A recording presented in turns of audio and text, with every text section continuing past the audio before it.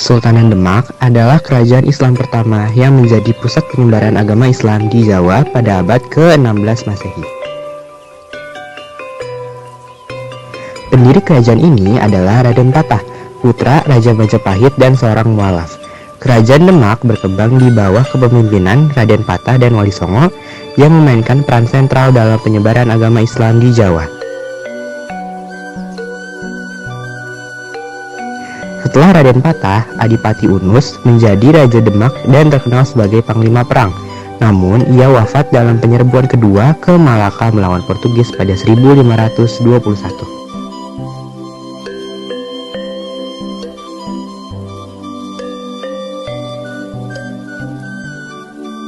Masa kejayaan Kerajaan Demak terjadi saat dipimpin oleh Sultan Trenggana pada 1521 sampai 1546 yang berhasil mengusir Portugis dari Sunda Kelapa pada tahun 1527. Nama Sunda Kelapa sendiri berganti menjadi Jayakarta yang berarti kemenangan yang sempurna, lalu berganti nama lagi menjadi Batavia, dan akhirnya berganti nama lagi menjadi Jakarta yang sekarang lebih dikenal sebagai Ibu Kota Republik Indonesia. Singkat cerita, Sultan Trenggana wafat dalam pertempuran di Panarukan Situbondo. Wafatnya Sultan Trenggana membuat tampuk kepemimpinan Demak diperebutkan oleh Pangeran Surawiyoto dan Sunan Prawata. Sunan Prawata berhasil menduduki kekuasaan setelah membunuh Surawiyoto, tetapi dukungan terhadapnya surut dan ia memindahkan pusat kekuasaan Demak ke Prawoto Pati. Namun, ia hanya berkuasa selama 1 tahun karena dibunuh oleh Arya Penangsang.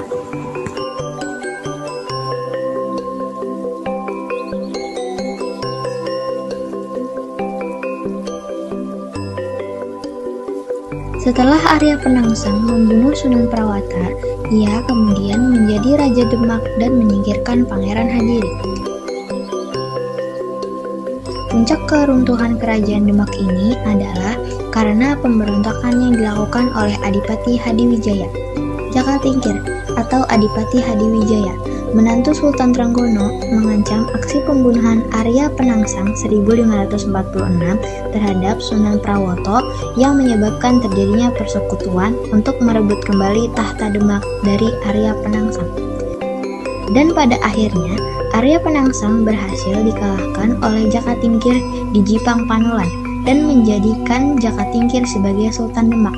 Jakatingkir selaku Sultan Demak yang baru memindahkan ibu kota Kerajaan Demak di Pajang dan menjadi titik keruntuhan Kerajaan Demak.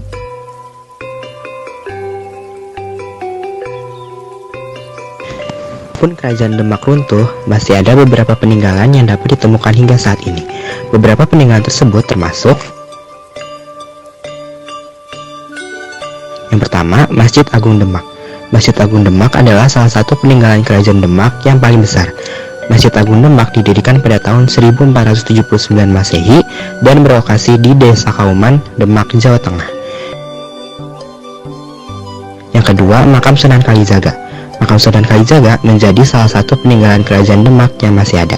Sunan Kalijaga merupakan tokoh yang berperan penting dalam penyebaran agama Islam di Kerajaan Demak kala itu.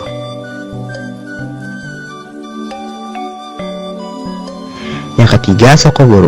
Soko Guru adalah tiang-tiang yang terbuat dari kayu jati yang dapat ditemukan di Masjid Agung Demak. Tiang tersebut terdiri dari 4 buah. Soko Guru dijadikan oleh Wali Songo sebagai simbolisasi dari 4 arah mata angin. Yang keempat, ada situs Kolamudu. Situs Kolamudu merupakan lokasi yang digunakan tempat wudhu para Wali Songo pada masa itu. Selanjutnya adalah mihrab yang ditinggalkan oleh Kerajaan Demak. Mihrab dipercaya jika di dalamnya terdapat hewan bulus dari prasasti Chandrasengkala.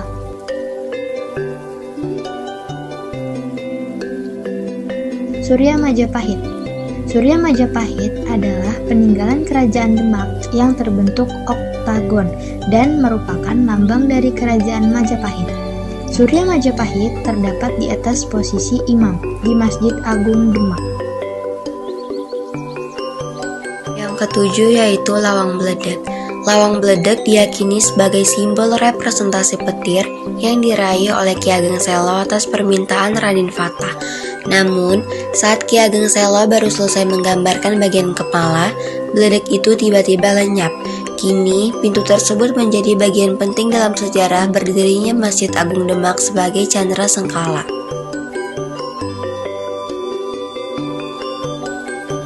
Kedelapan yaitu Dampar Kencana.